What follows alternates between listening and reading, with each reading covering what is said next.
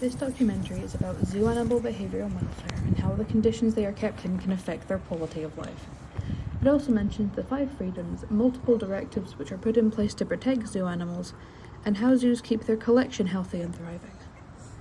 It also compares captive and wild animals' lifestyles while focusing specifically on the slender-tailed meerkats kept by multiple collections throughout the UK and worldwide.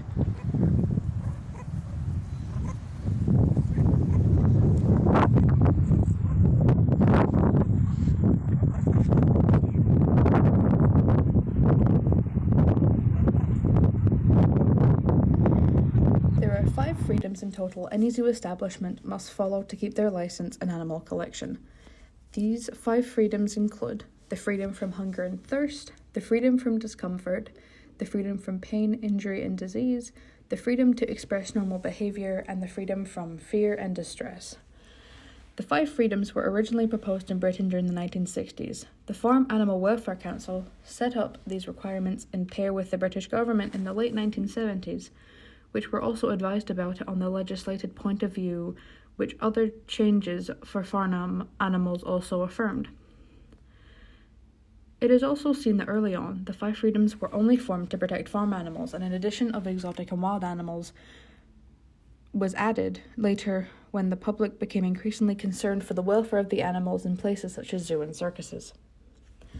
The point behind the 5 freedoms is they set the standard for all animal welfare throughout the UK, such standards which all of the zoos are expected to achieve in their line of work. The 5 freedoms also function as an interpretation of the law and provide criteria against misconduct, which with compliance from zoos with the law will be judged. These 5 freedoms are the base for the standards set out in the Secretary of State's Standards of Modern Zoo Practice, or the SSSMZP, which were later broadened to not just fit the welfare for animals, but the welfare of all animals under human care, as mentioned previously. SSSMZP also sets standards for other aspects of zoo management, which includes the transportation and movement of live animals, the conservation and education measures within zoos, public safety in the zoo, stock records, staff training, public facilities. The 5 freedoms are in place to ensure that all animals, regardless of size, receive the best possible care humans can support them with while they're in our care, whether it be temporary with the aim of rescue and release, or long-term in a zoo collection or privately owned area known as pets. The effect the legislation is it assures all zoos and animals collections, regardless of their size and what animals they house in them, treat the animals correctly and minimise the amount of discomfort and harm for every animal possible. Within the UK, the primary legislation governing the operation with zoos is the 1999 EC Zoos Directive. There are, however, a wide range of other EU legislations and non-EU legislations, all which have an impact on zoos, including regulations governing the transport and welfare of animals, and issues that don't directly impact the animals, such as carcass disposal. The EC Zoos Directive sets out the requirements for the licensing and inspections of zoos, for proper record keeping and the standards of animal care. They also need any zoos or collections to actively take part in education and conservation programs. If by any case a zoo is not directly involved in captive breeding or reintroduction or other such programs, they can meet the conservation requirement by undertaking conservation-based research and or training. The Bali Directive is separate EU Council directive that governs the transport of non-domestic animals between EU member states, with respect to veterinary screenings and animal health. This directive was approved in 2002 as a sort of catch-all for a range of animals that weren't covered by other EU legislations and, unlike other legislations, includes the movement of animal semen, ova, and embryos.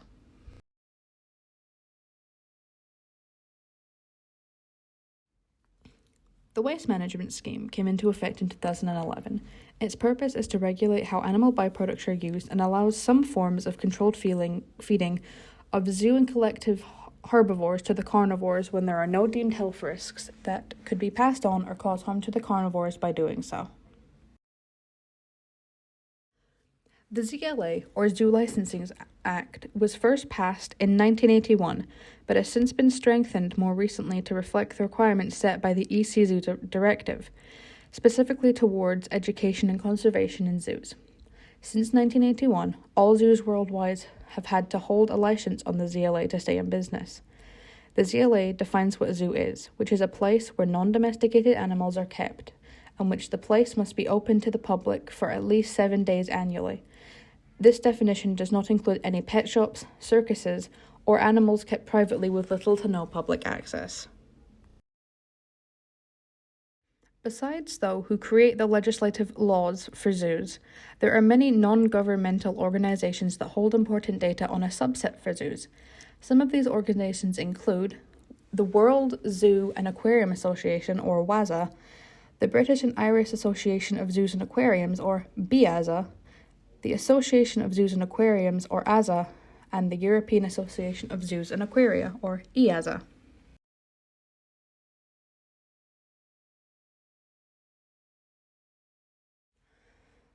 WAZA is an organization which promotes cooperation between leading zoos, aquariums, national and regional associations, as well as leading wildlife experts, academies, and universities. WAZA supplies support for species conservation management and husbandry of animals and human care, while encouraging the highest standards of member institutions. They are a voice of a global high standard, conservation-based zoos and aquariums, and a catalyst for their joint conservation action. BIAZA is a professional body which stands for the best zoos and aquariums in Britain and Ireland. They have over 100 zoo and aquarium members who pride themselves on their excellent animal welfare education of the public and their conservation work.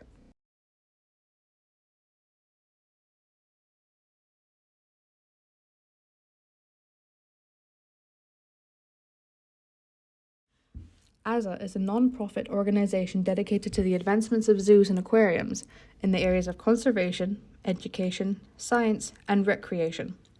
They stand for more than 235 facilities in both the United States and overseas, which altogether draws in more than 200 million visitors every year.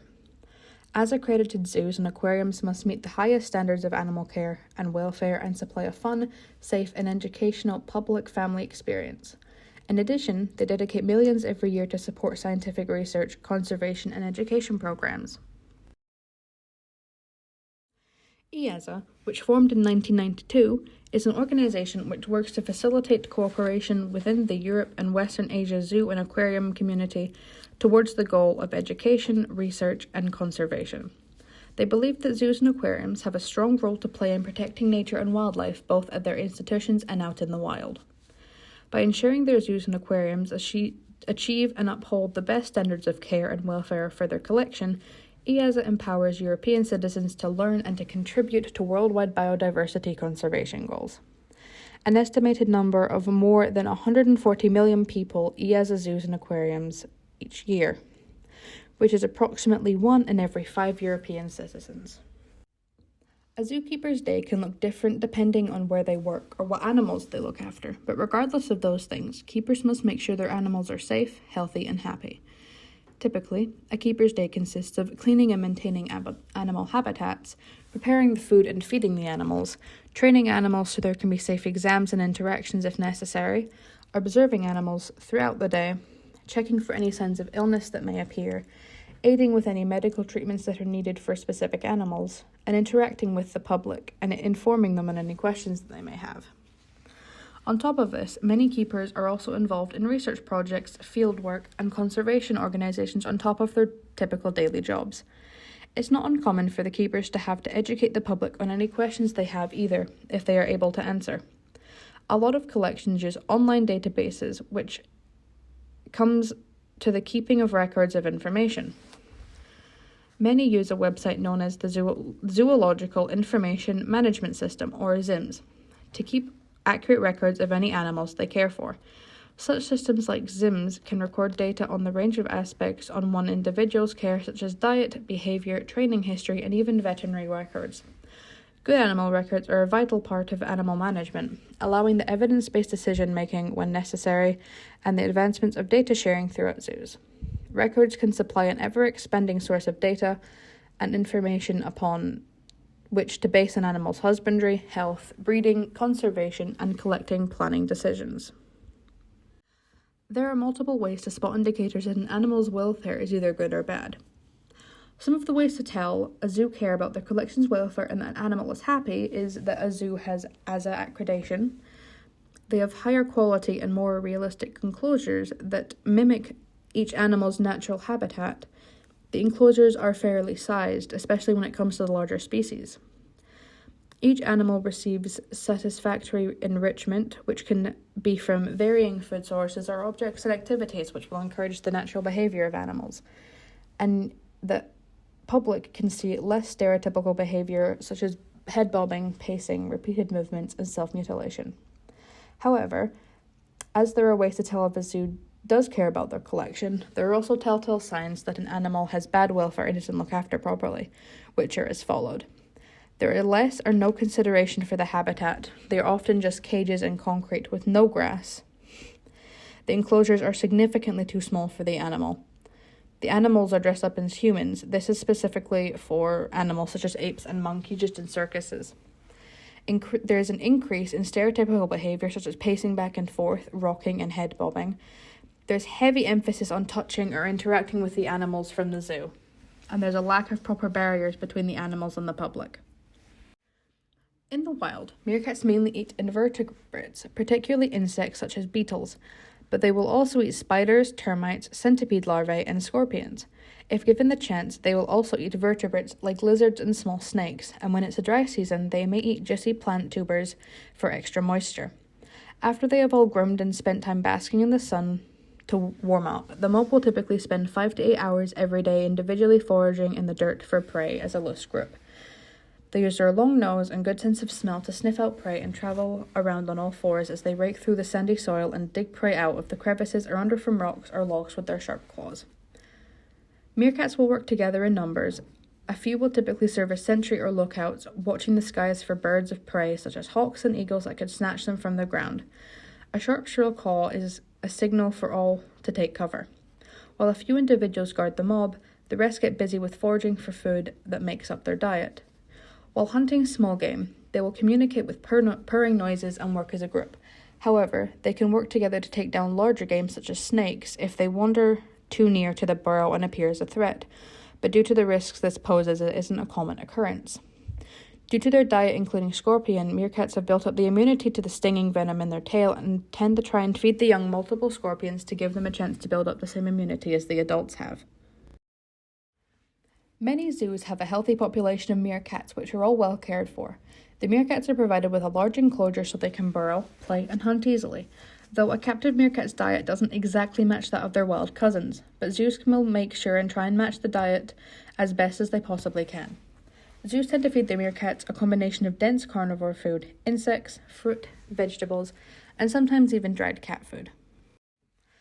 In Camperdown, the meerkats in their collection for basic meals they either get fed inside the bowls and feeders or scatter fed where the food is scattered around outside to give all the mob a chance to get food and scavenge.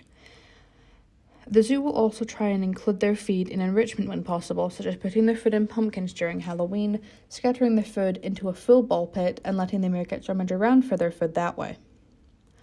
The meerkats also get a chance to naturally scavenge in the sand in their enclosure as bugs will naturally live in the dirt. They spend a large chunk of their day digging through this. The food is presented to the meerkats in such ways because it gives the mob a reason to think and gives them something to do and makes their enclosure more fun and engaging. It also gives the meerkats a chance to eat slower, which can prevent blockage problems from eating too quickly. It gives the meerkat enjoyment and lets them work together as they would in the wild. Using enrichment they haven't seen before, they also reduces the amount of unnatural behaviour you see when watching them as they have learned how to predict and wait for their normal feeding times and methods, which isn't how they would act in the wild. If meerkats don't have the right environment for them to express their natural behaviour, or if they are kept without a group or in the wrong social grouping, meerkats are prone to developing multiple behavioural problems such as pacing in their enclosure, head bobbing, over-grooming, and self-mutilation. Meerkats require a group to thrive. Living alone can be a primary cause for uncharacteristic behaviours as they live in such a large, tight-knit family groups in the wild. Being fed the incorrect food and being kept in the wrong enclosure and wrong conditions can also lead to the same unnatural behaviours happening. Being kept in a poor enclosure can be a reason for abnormal behaviour in wolves, such as an enclosure not being big enough or the wrong setup for the group. Trying to force two groups to merge can also increase abnormal behaviours, as it will stress out all the animals, and such things don't mimic how the packs would work in the wild. Being kept in an enclosure, which will lead to a lot of forced public interaction with no escape for the pack, will also cause an increase in unnatural behaviour, as wolves will very rarely try and interact with humans in the wild. Being fed the incorrect food, or being fed too often or too little, can also negatively affect the wolf's behaviour. A lot of zoos have a schedule they feed their wolves on, which isn't every day, as in the wild, wolves won't catch a meal daily. Instead, they'll feed one big meal between the pack every few days, and the keepers don't interact with the feeding hierarchy as to not affect it. They will only intervene if one wolf is dangerously skinny and risking death.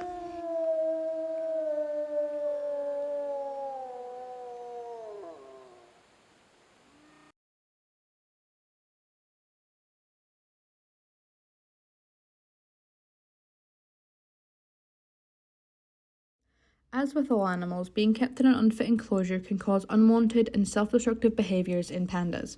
Having no place to hide away and have privacy and dark can also cause issues in giant pandas. Being fed the incorrect food and not having enough water can also cause unnatural behaviours, such as rubbing along the bars and over-grooming. It can also cause other physical issues, such as dry mouth and the unwillingness to eat.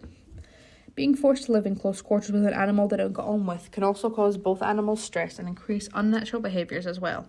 It can also cause heightened aggression in both animals and risk one or both getting injured. Hand-rearing a baby can often result in the baby itself lacking social skills that would normally be taught by the mother in the early hours of its life. This can lead to members of the group that it will be reintroduced to not accepting it, and the young being exposed to heightened aggression and have a higher chance of developing things such as depression and anxiety. There's a huge amount of commitment involved in hand-rearing a baby animal. The primary areas of concern are the handler being able to provide the baby with the correct nutrition, which, if not done, can stunt the growth and health of the baby. The temperature control of the area where the baby is kept, making sure the baby has good hygiene to reduce the risk of infections and illness, and a constant monitor on urination and defecation. The first milk the mother animal will produce is called colostrum. This milk is thick and full of essential antibodies that the baby should be ingesting over the first 24 to 36 hours of its life directly from the mother. This way, the immunity from the mother can be passed on quickly to her newborn. Ingesting colostrum is extremely important for the newborn, as if they do not, the chance of survival they have drastically increases, as they won't have the adequate resistance to any infections they might get. It might not be possible for a zoo to provide this substance to the young, which can pose a major threat on the baby's life. Some reasons a zoo might need to remove a baby from its mother could be because the baby's not doing well and was born weak. It could also be that the mother is weak from labour and unable to cope with looking after the baby and all the stress without risking her own life. There's also the chance that the mother may simply reject the baby and refuse to nurse it, in which case the zoo would have to either find another nursing female to take over with that job, or nurse the newborn themselves. With meerkats, living in small enclosures and the constant exposure to a high number of visitors will increase the stress levels of the whole mob, and hence will increase the number of stereotypical behaviours we see, such as over-grooming and pacing. One way to measure stress in meerkats is to look at the hormone levels in the meerkat's droppings. In captivity, a meerkat mob size tends to be closer to those seen in smaller, unstable groups in the wild. This may stand for a stressful condition and predispose the meerkats to chronic stress, even with the absence of natural predators.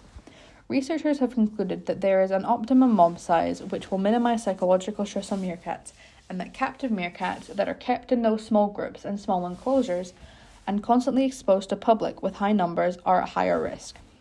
In contrast from data with wild meerkats, a study found that neither sex, age, nor dominance affected the meerkat stress levels, but that could be because the food is more readily available in captivity than it is in the wild.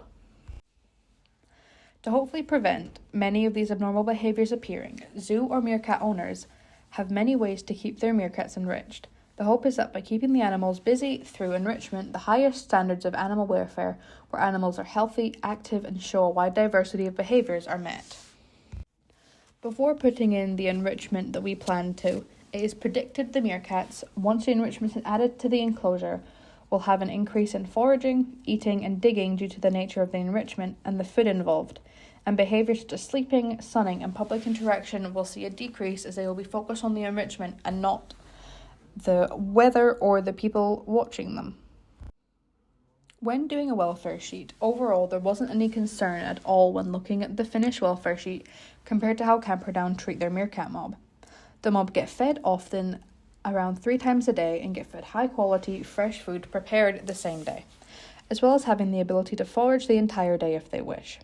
They have an inside area to hide from any predators they spot or if it's too cold for them outside, and if the weather is so poor that they simply cannot deal with it, as well as a heated area for them outside if one or multiple aren't allowed inside for whatever reason, which has happened before, as mentioned by one of the keepers.